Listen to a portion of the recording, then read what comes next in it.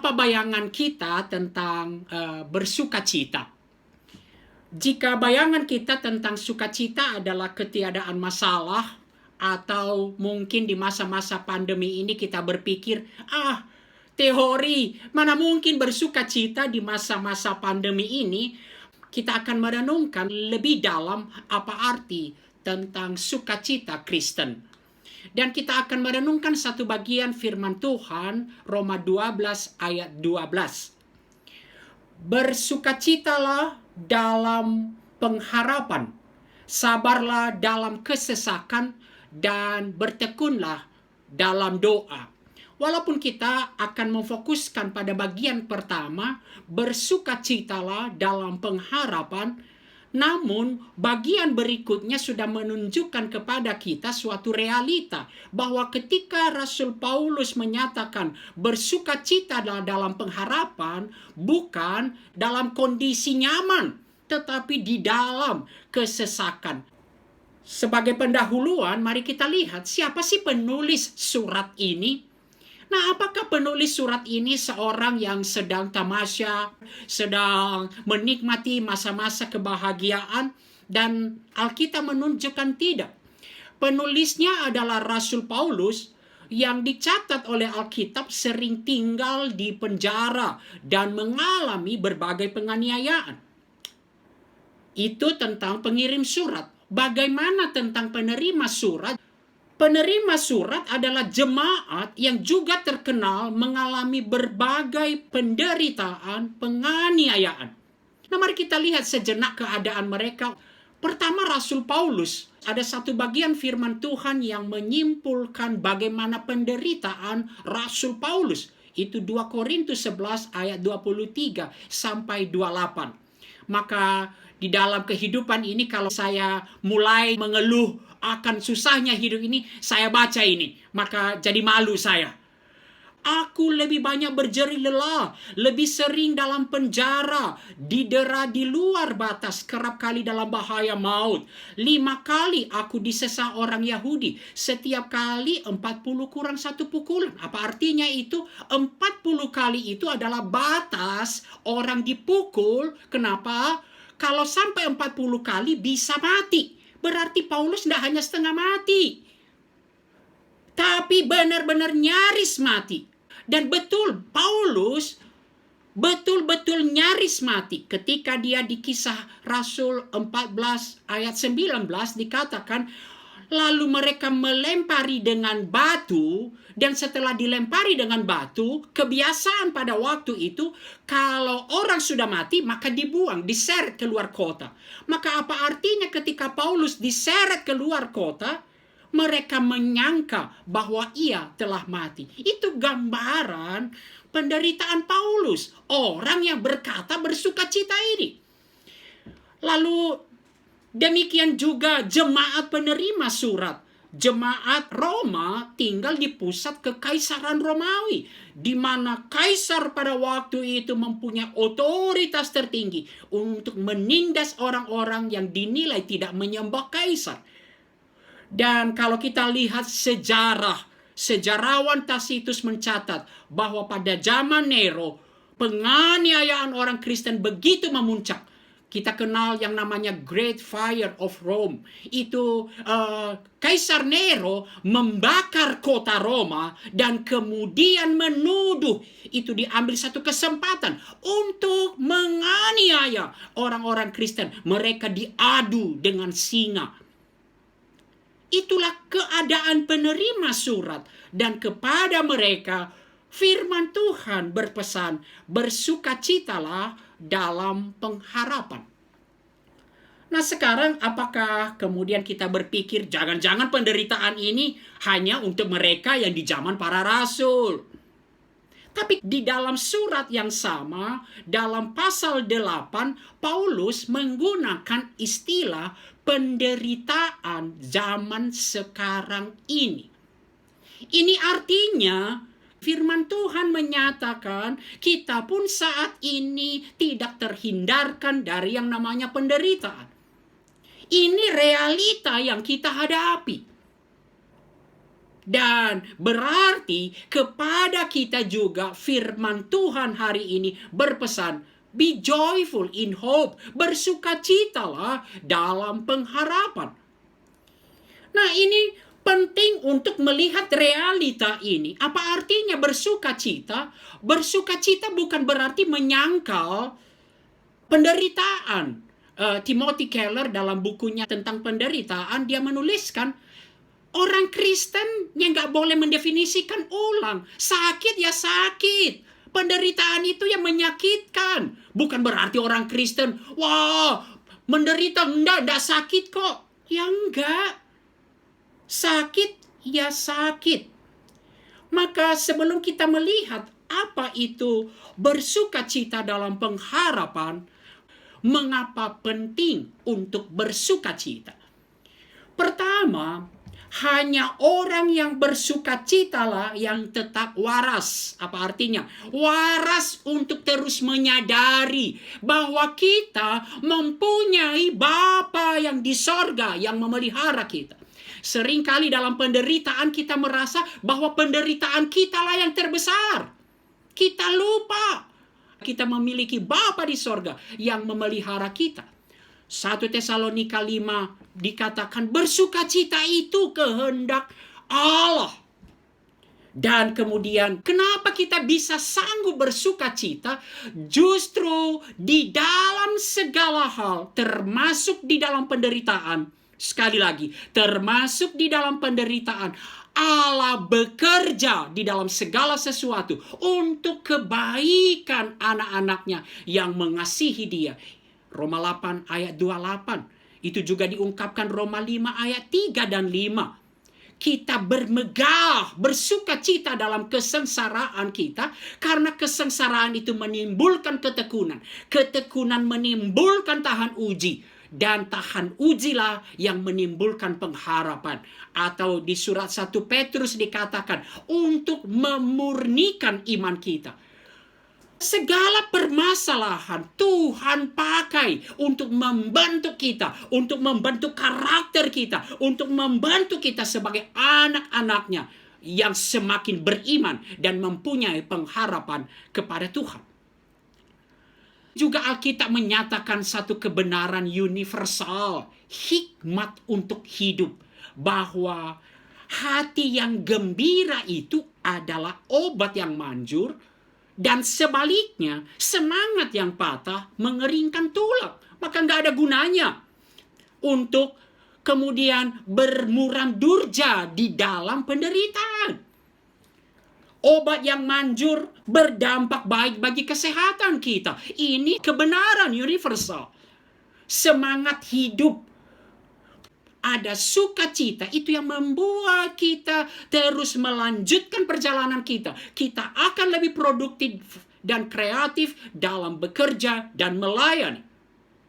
Sukacita membuat suasana lebih menyenangkan dan tidak membosankan, dan itu yang membuat kita sanggup melewati penderitaan itu. Jadi sama sekali ini bukan sugesti, tetapi inilah kebenaran umum bahwa hati yang gembira, sukacita menolong kita untuk tetap bergairah, mempunyai semangat hidup. Dan sebaliknya, tidak ada sukacita, terus terpuruk di dalam masalah, itu katakan keringkan tulang.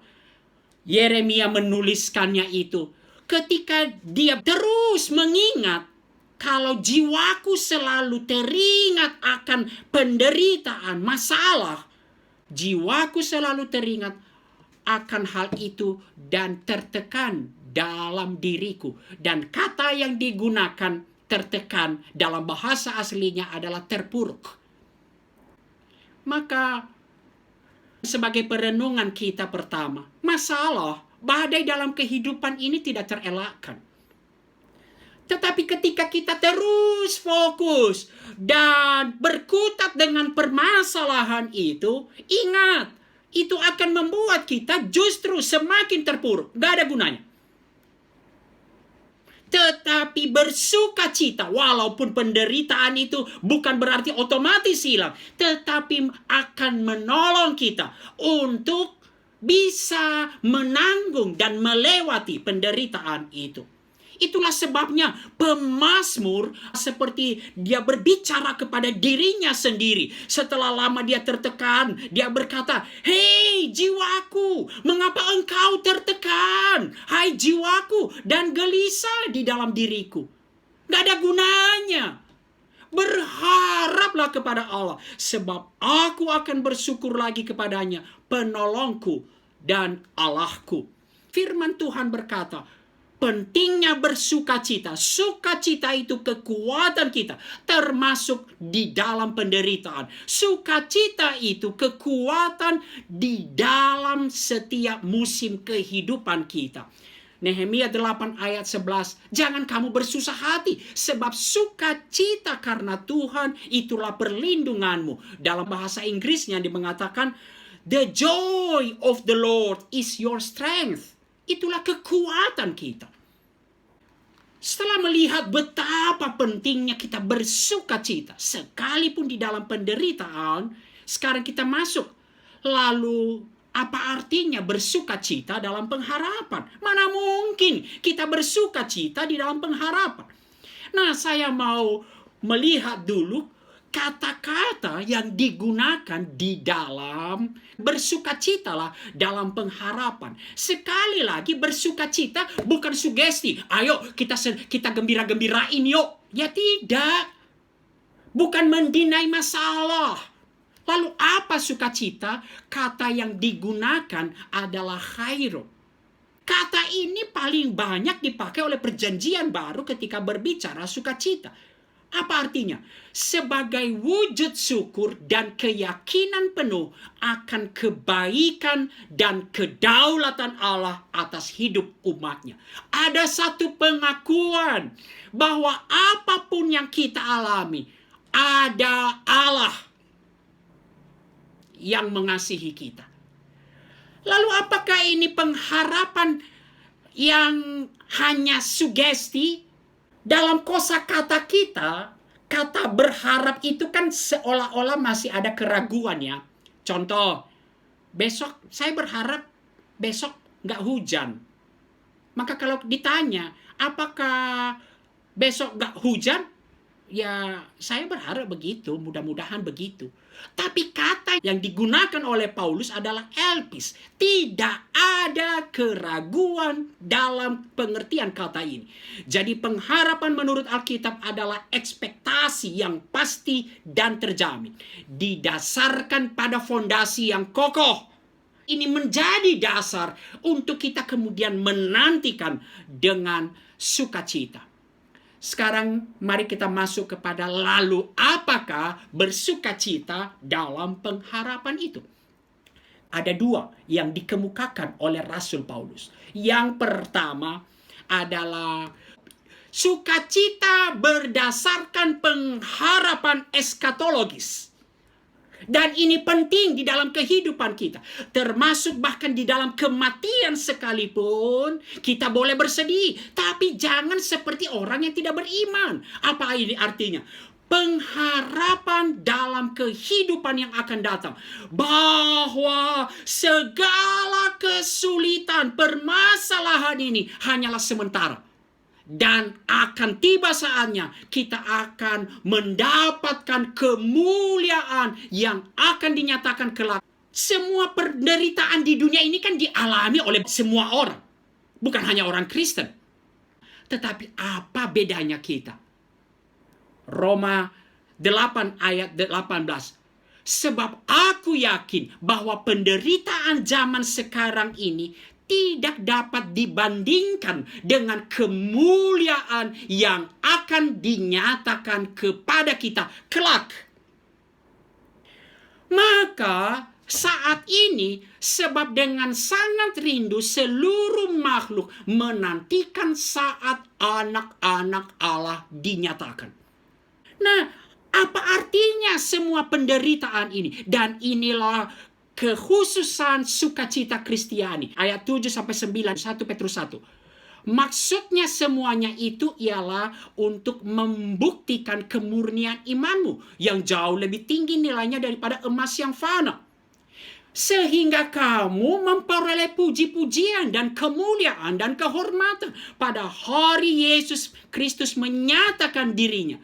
Sekalipun kamu belum pernah melihat dia, namun kamu mengasihinya. Kamu percaya kepada dia, sekalipun kamu sekarang tidak melihatnya. Dan itu yang membuat kamu bergembira. Karena sukacita yang mulia dan yang tidak terkatakan itu akan menjadi bagian kita kelak. Dan ini satu kepastian. Di bagian lain, di suratnya 1 Korintus, setelah tadi kita melihat penderitaan Rasul Paulus yang begitu hebat, dia berkata, sebab penderitaan ringan. Loh, bagaimana mungkin itu penderitaan ringan? Penderitaan ringan jika dibandingkan kemuliaan yang akan kita terima kelak. Dan itulah Alkitab katakan, saat tidak ada lagi penderitaan, tidak ada lagi penyakit, tidak ada lagi tangis, tapi kita akan menikmati sukacita, relasi bersama-sama dengan Allah untuk selama-lamanya. Dan atas dasar pengharapan itu, maka mari kita bersukacita di kehidupan kita saat ini. Lalu kemudian muncul pertanyaan, lalu apakah kemudian itu artinya orang-orang Kristen, orang-orang yang hanya nunggu nanti masa eskatologis? Tidak. Alkitab juga menyatakan kepada kita, kini dan di sini, now and here, kita mengalami bisa bersukacita dengan mempunyai pengharapan kepada Allah. Nah, apa itu pengharapan di dalam dunia ini? Apa dasar kita berharap bahwa kita mempunyai Allah yang perkasa, yang mengasihi kita, Allah yang memelihara, menyatakan pemeliharaan dan penyertaannya kepada kita. Dan indahnya Alkitab terus menunjukkan kepada kita, kalau kita lihat Alkitab dari Kejadian sampai Wahyu, itu memberikan satu kepastian kepada kita bahwa tidak ada rencana Tuhan, tidak ada janji Tuhan yang tidak tergenapi. Dan itu menunjukkan kepada kita bahwa tidak ada janji Tuhan yang tidak akan tergenapi. Kalaupun kita masih susah, ada satu hal yang memberikan kepada kita penghiburan. Tuhan adalah bagianku. Nah, permasalahan kenapa kita susah melihat ini sebagai pengharapan dan sukacita kita, karena kita jauh lebih mementingkan pemberian-pemberian Tuhan daripada pribadi yang begitu mengasihi kita. Dan Alkitab mengatakan bahwa Tuhan adalah bagianku. Ayat-ayat di sana menunjukkan kepada kita, Tuhan adalah bagian kita. Tuhan adalah bagian kita, menunjukkan bahwa tidak ada kuasa, tidak ada kekuatan, tidak ada penderitaan yang jauh lebih besar dari Tuhan. Dan Tuhan itu adalah bagian kita. Tidak hanya berpihak untuk kita, Tuhan adalah bagian kita. Dan itu dinyatakan dengan pemberian Yesus Kristus bagi kita. Wow, Roma 8:32 ini memberikan satu pengharapan. Kalau Allah tidak menyayangkan anaknya sendiri, tapi ia menyerahkan bagi kita, bagaimana mungkin ia tidak mengaruniakan segala sesuatu kepada kita bersama-sama dengan dia? Rasul Paulus seperti sedang menantang kita. Kalau anaknya sendiri dia berikan untuk kita, lalu bagaimana mungkin ia tidak akan memberikan segala sesuatu yang kita perlukan? Mari kita masuk dalam perenungan. Apa artinya daily hope? Tuhan ada dalam setiap musim kehidupan kita. Ketika Tuhan mengizinkan masalah, badai, bahkan keadaan buruk sekalipun, termasuk karena pendisiplinan dari Tuhan, itu Allah lakukan dalam kasih sayang yang besar kepada kita, anak-anaknya. Tuhan ada. Hidup ini memang seringkali tidak seperti yang kita harapkan. Namun kebaikan Allah begitu kaya dalam kehidupan kita. Itulah pengharapan kita dalam melanjutkan perjalanan yang sering terguncang ini. Lalu bukankah kita sering berkata, kasih setia Tuhan tak berkesudahan, rahmat-Nya selalu baru setiap pagi? Lalu apa artinya? Itulah kebaikan Tuhan yang tak pernah habis. Dan kita lanjutkan, Tuhan ada. Tatkala semua yang kita sebut berkat seakan tak terlihat, masih ada bagian berkat terbesar kita, yaitu Tuhan sendiri. Sebagian pemberian Tuhan bersifat sementara. Kesehatan, kekayaan, keberhasilan, suatu saat pasti akan hilang. Bahkan Paulus ngomong, tubuh kita ini kan semakin merosot. Mana ada sih tubuh kita semakin fit? Semakin merosot. Tapi ketika itu hilang, hanya ada satu yang akan terus ada bagi kita, yaitu Tuhan sendiri. Maka apa artinya kemudian be joyful in hope? Sukacita itu bukan, tidak harus ditandai dengan the absence of suffering atau tidak adanya penderitaan, tetapi kehadiran Allah. It is the presence of God. I find joy in every day, not because life is always good, but because God is, Allah ada. Bahkan pemazmur dikatakan, sekalipun dasar-dasar bergoncang, Tuhan ada. Sekalipun dasar-dasar pengharapan manusia tidak ada, tapi kita punya pengharapan yang pasti. Dan ini pengharapan yang pasti. Kenapa?